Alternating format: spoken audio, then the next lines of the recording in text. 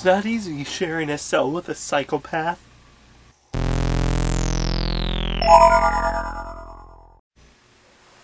Hey! Who's this dummy? Help me. Hey! Who you talking to, dummy? Well, oh! Hey! I asked you a question. Who are you? My name's Later299, and if I don't like it, it's not worth it. Hey, I remember you. You're the guy that tried to blow up a school with the laser gun. Ha ha! That was pretty funny, eh? Well, actually, I didn't actually do that. I was framed. You call me a liar, dummy?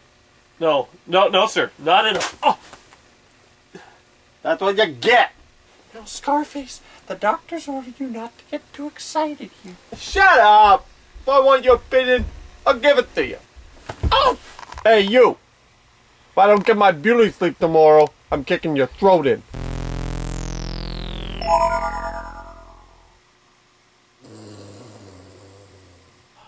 Wakey, wakey.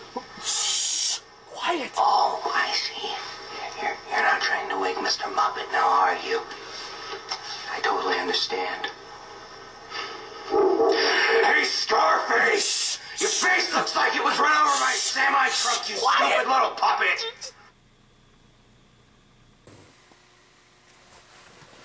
Hey! Who's the stupid dummy that said that? The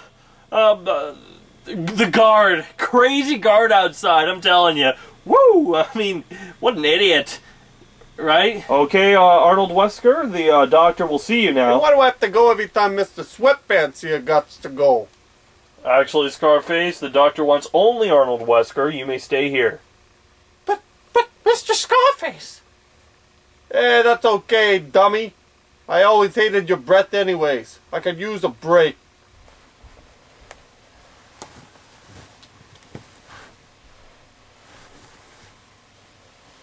This.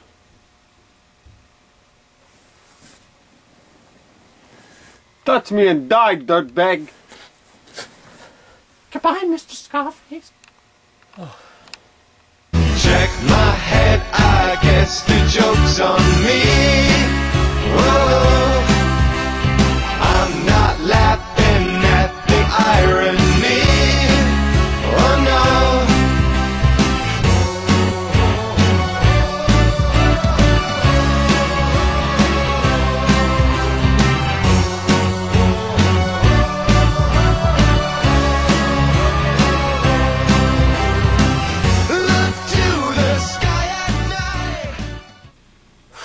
Hello, welcome back to Arkham Week. Today on Arkham Week, we're going to be looking deeper into the story of our last Arkham video game, Arkham City, in this book, Batman Arkham Unhinged, Volume 1. Now, this story is similar to the last book I reviewed, Joker's Asylum, in the fact that the story isn't all written by one writer and it isn't all drawn by one artist. There's a variety of them throughout the book. However, unlike Joker's Asylum, this is all one story. It's all about Arkham City, about events that happened before Arkham City, and events that took place during Arkham City. This graphic novel is filled with a lot of different stories. Everything from how Catwoman and Two-Face got thrown into Arkham City and why they are at each other's throats in the video game, or the two conjoined twins that you fight in the game that find themselves on different sides of the turf war, and how they got there and how they got separated. You also get to see a little bit more of Hugo Strange and how, thanks to his work on the mayor Quincy Sharp, he has almost complete control over all of Arkham and the majority of Gotham City. And you can see him calculating his plans to take Batman down after discovering that Batman is Bruce Wayne. Wait, Bruce Wayne is what? Nothing. Forget about it. Never mind. Anyway, there are some stories in here that I think most Batman fans and comic fans would find interesting. However, I think this is a book that is squarely directed for those who are big fans of the video game. Meaning that this story doesn't really stand on its own that well. Meaning that if you bought it on its own without ever playing any of the video games, there wouldn't be a whole lot to grab your attention and to interest you. But if you have played the video games, there are certain things that you're curious about how they turned out and why they are that way in Arkham City. So if you try to look at this story that is based on the video game but can set up its own world and you don't necessarily need to play the video game in order to enjoy it, I would say it kind of fails in that remark. I think it falls flat on telling its own story, but rather just explaining and setting up stuff that happens in Arkham City's story. In contrast, if you look at Injustice Gods Among Us, they had a comic book series that was about how Superman turned rogue and took control of the Earth. However, I felt that that story was interesting on its own, that you didn't necessarily need to play Injustice Gods Among Us in order to appreciate it. With this story, I will say that if you don't really have any care for the video games or you never played them, then this is definitely not the book for you. However, despite the fact that this is only interesting because of the video game, that's not fully complained about it, because obviously with making an Arkham City comic book, that's who it's directed at. It's directed to people who enjoy the video game. As for someone like me who enjoys Arkham City immensely, then yeah, it's interesting to me. And one of the interesting things that I really find with this book is that it takes the little details that you didn't really take as like canon or seriously in the video games and actually makes them part of the story. For example, in the Arkham Asylum game, there is a part where you solve one of the Riddler's clues about Hush, and you do that by scanning a chalkboard with the name Thomas Elliot on it, which is the identity of Hush. Now, while the rest of us thought that this was just a riddle and it could have had somebody else's name that was Thomas Elliot, or we just, thought it was there for the sake of gameplay, they actually use that as canon. In this book, Bruce talks about how when he saw that, he was surprised to see his childhood friend back in Gotham and working at Arkham. And it was Thomas Elliot who, in this book, separates the conjoined twins. There's also a lot of different appearances in this book, from Zsasz to Freeze to, of course, the Joker. Although some of them feel like pointless cameos, especially Zsasz, as the Joker decides he wants to split the conjoined twins. And even though he already has Thomas Elliot, he calls up Zsasz, Zsasz comes and says, "Everything I touch I kill," and Joker says, "Oh, I guess, well, we can't use you, goodbye." I mean, what was Joker expecting? He knows who Zsasz is. He knows that he's a ruthless murderer killer, so why did he even consider that he would be a good medical technician, especially if he already has Thomas Elliot, who is one of the world's greatest surgeons in this continuity? Am I in the book? Actually, I'm sorry to say you're kind of not. You're mentioned once, but that's about it. Although I've been meaning to ask, why is Scarface made out of felt and not wood? Well, I couldn't make him out of wood anymore. Mr. Scarface kept doing bad things with his feet. Well, what do you mean? Because I kept on sharpening my foot and kicking people in the throat.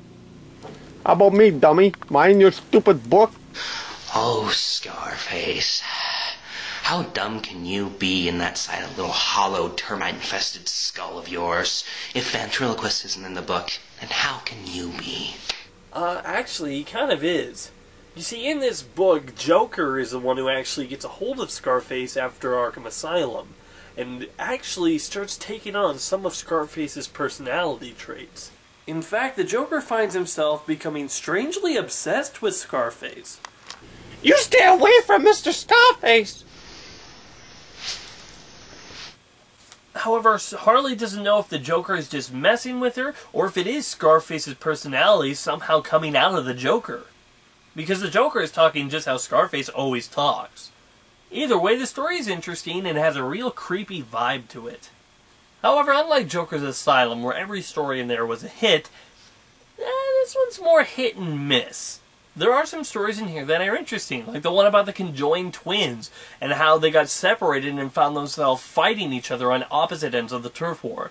You get Nightwing talking to Batman in here, and of course Nightwing growing up in the circus has heard of these two circus freaks growing up. However, you get to then see Batman's point of view and how they got separated and why they ended up on the sides they are on. The interesting thing about it is the brothers don't even talk. They don't have one line of dialogue. But it's interesting to see how they were manipulated and how they got to the sides they were on. However, then you have the Penguin story, which is just pretty boring.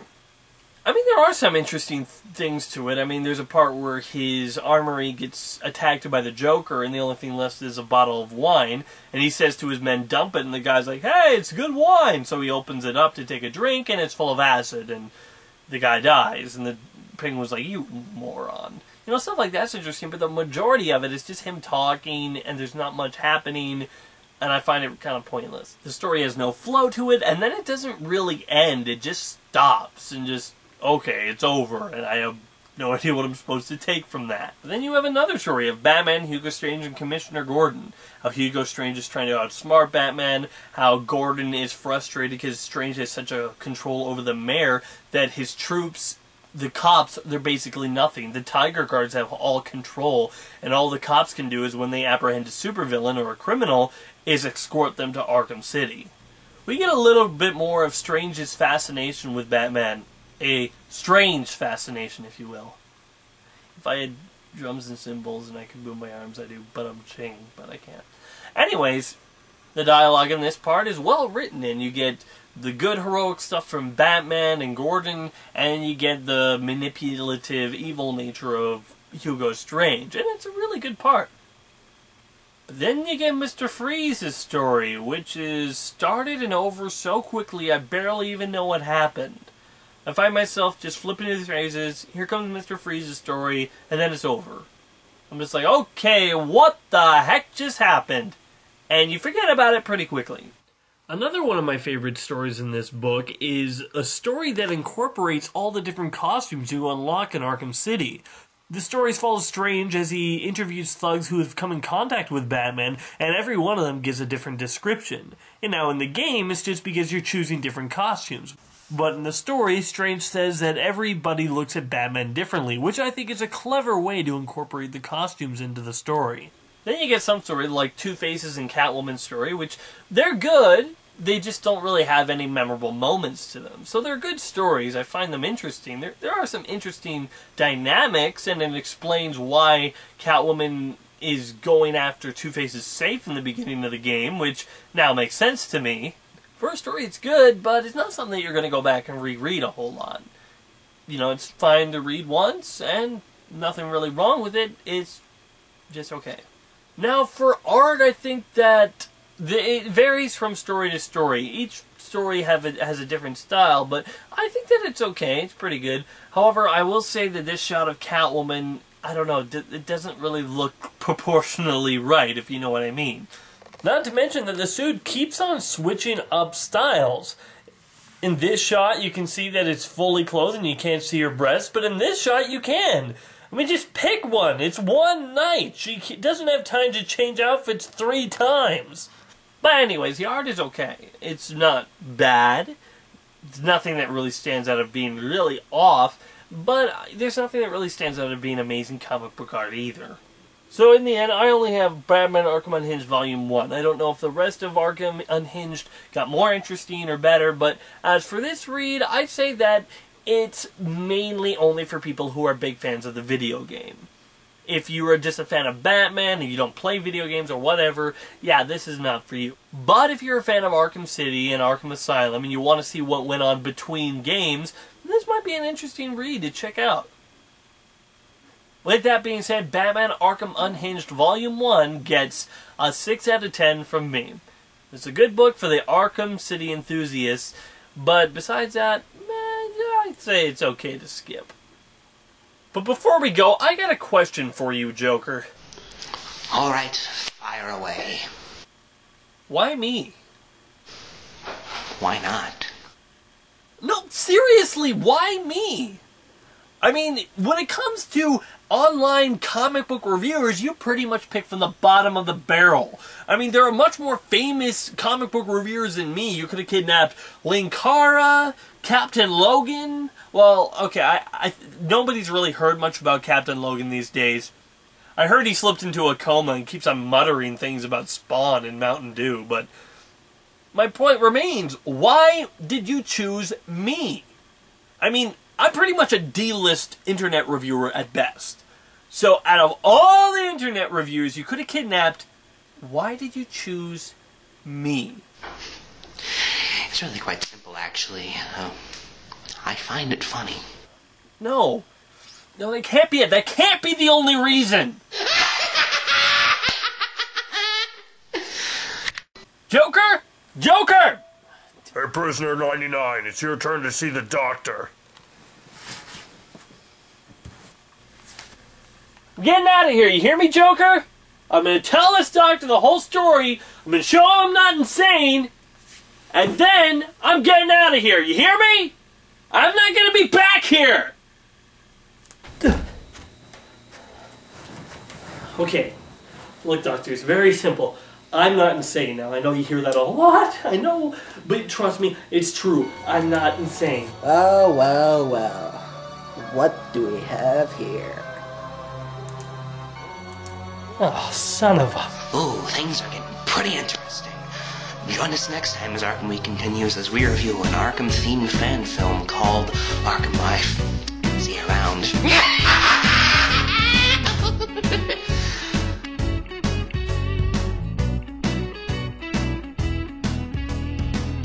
Riddle me this now and riddle me that. Does anyone really know the mind of the